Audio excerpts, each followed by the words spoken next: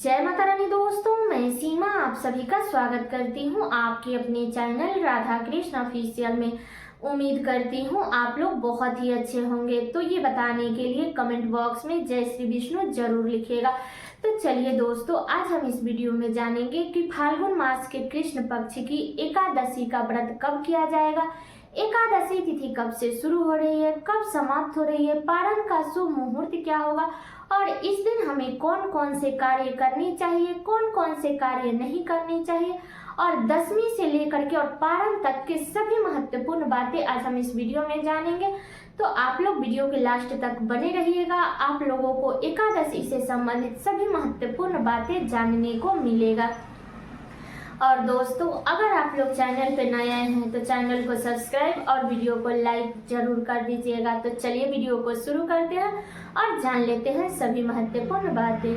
तो सबसे पहले बता दो दोस्तों कि फाल्गुन मास के कृष्ण पक्ष में जो एकादशी आती है ना, उसे विजया एकादशी कहते हैं। तो विजया एकादशी का व्रत जो भी व्यक्ति करते हैं तो उनके सारे पाप नष्ट हो जाते हैं और सभी पुण्य फलों की प्राप्ति होती है। और बता दूं कि इस एकादशी के नाम से ही पता चलता है कि विजय दिलाने वाली एकादशी, इसलिए जो भी व्यक्ति विजया एकादशी का व्रत करते हैं उन्हें हर मार्ग में उन्हें विजय की प्राप्ति होती है। तो बता दूं कि एकादशी का जो व्रत है वो दोनों पक्षों में आती है, कृष्ण पक्ष में भी आती है और शुक्ल पक्ष में भी आती है। लेकिन बहुत कम लोग हैं जो कृष्ण पक्ष की एकादशी का व्रत करते हैं, बाकी ज्यादातर लोग शुक्ल पक्ष की एकादशी का व्रत करते हैं। लेकिन बहुत सारे लोग हैं जो दोनों पक्षों की एकादशी का व्रत करते हैं। तो आप अपना देख लीजिएगा, ठीक है। अब चलिए जान लेते हैं कि एकादशी तिथि कब से शुरू हो रही है और कब समाप्त हो रही है। तो बता दूं कि एकादशी तिथि शुरू होगा 23 फरवरी को, दिन है रविवार, दोपहर में 1:56 पर एकादशी तिथि शुरू हो जाएगा और एकादशी तिथि समाप्त होगा 24 फरवरी को, दिन है सोमवार, दोपहर में 1:45 पर एकादशी तिथि समाप्त हो जाएगा, ठीक है। तो उदया तिथि के अनुसार हमें एकादशी का जो व्रत है वो 24 फरवरी को रखना है, दिन है सोमवार। तो अब की बार एक ही दिन विजया एकादशी का व्रत रखा जाएगा 24 फरवरी को, ठीक है। तो एकादशी के व्रत से एक दिन पहले हमें दशमी तिथि के नियमों का पालन करना है। तो आप लोग 23 फरवरी को दशमी तिथि के नियमों का पालन कीजिएगा। 23 फरवरी को आप लोग बाल धो करके स्नान कीजिएगा और शुद्ध सात्विक भोजन, घी में बना हुआ भोजन कीजिएगा। दशमी तिथि के दिन भी रोटी खाया जाता है तो आप लोग रोटी खाइएगा। रात्रि में भोजन नहीं किया जाता है दशमी तिथि के दिन, तो आप लोग रात्रि में भोजन मत कीजिएगा। अगर आपका स्वास्थ्य सही नहीं है तो आप लोग फल फ्रूट ले सकते हैं, लेकिन आपको अन्न का सेवन नहीं करनी है, ठीक है। तो दशमी तिथि के दिन आप लोग दातुन से मुख धोइएगा, ठीक है। और आपको दशमी तिथि से ही ब्रह्मचर्य का पालन करना चाहिए। दशमी तिथि के दिन लहसुन, प्याज, मांस, मदिरा, मसूर के दाल, साग, मूली, गाजर, टमाटर, ये सब का सेवन नहीं करना चाहिए, ठीक है। तो इसके बाद आप लोग एकादशी के दिन 24 फरवरी को आप लोग सुबह में जल्दी उठ जाइएगा। उठ करके अपने घर के अच्छे से साफ सफाई करके इसके बाद में स्नान कर लीजिएगा। स्नान करने के बाद में साफ स्वच्छ वस्त्र धारण कर लीजिएगा।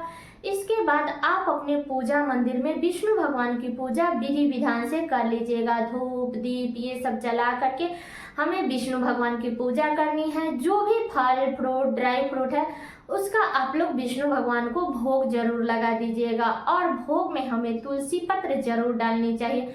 तो बता दूं कि एकादशी के दिन तुलसी पत्र ना तो तोड़ा जाता है और ना ही तुलसी जी में जल दिया जाता है, इसलिए आप लोग दशमी तिथि के दिन तुलसी पत्र तोड़ लीजिएगा। तो बता दूं कि दशमी तिथि के दिन तो रविवार पड़ रहा है, तो आप लोग शनिवार के दिन ही तुलसी पत्र तोड़ करके रख लीजिएगा, ठीक है।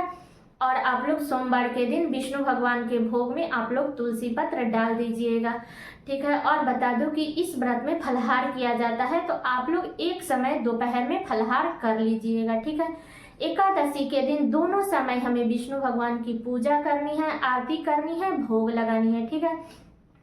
और एकादशी के व्रत में हमें रात्रि में जागरण करनी चाहिए, तो आप लोग रात्रि में जागरण कर लीजिएगा।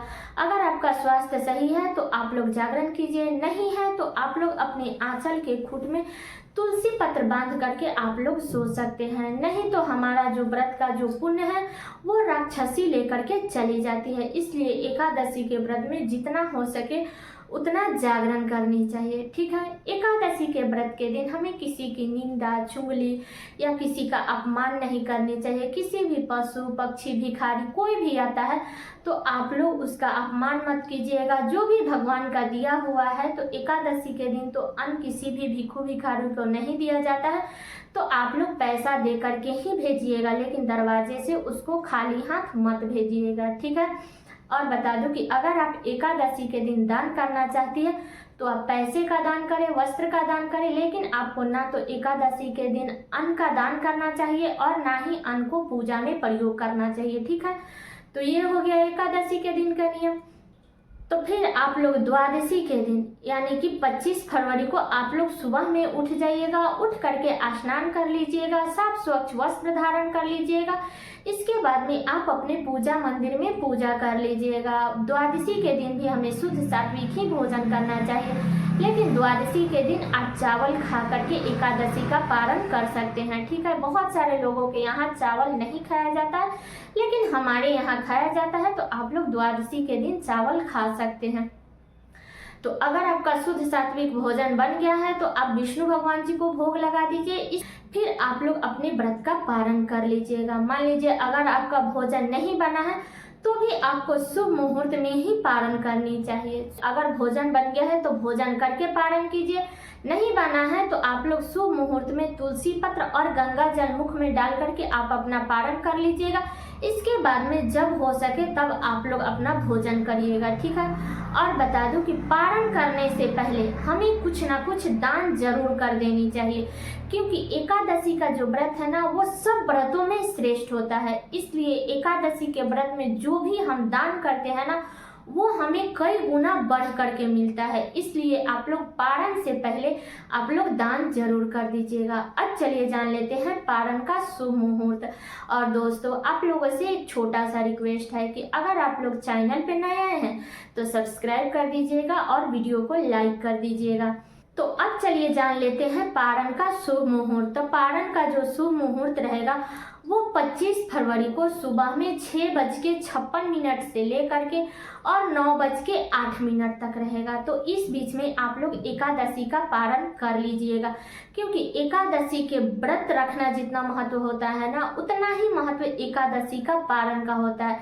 इसलिए पारण हमें शुभ मुहूर्त में ही करना चाहिए, ठीक है। तो सारी बातें क्लियर हो गई 10वीं से लेकर के और द्वादशी तक के। तो उम्मीद करती हूँ कि आप लोगों के लिए वीडियो बहुत ही उपयोगी होगा। तो ये वीडियो मेरा यहीं तक का था। कैसा लगा ये वीडियो आप लोग कमेंट करके जरूर बताइएगा। चैनल पे नए आए हैं तो सब्सक्राइब कर लीजिएगा, वीडियो को लाइक कर दीजिएगा और वीडियो को शेयर कर दीजिएगा। तो चलिए दोस्तों मिलती हूँ अगले वीडियो में किसी नए वीडियो के साथ में। तब तक के लिए नमस्कार।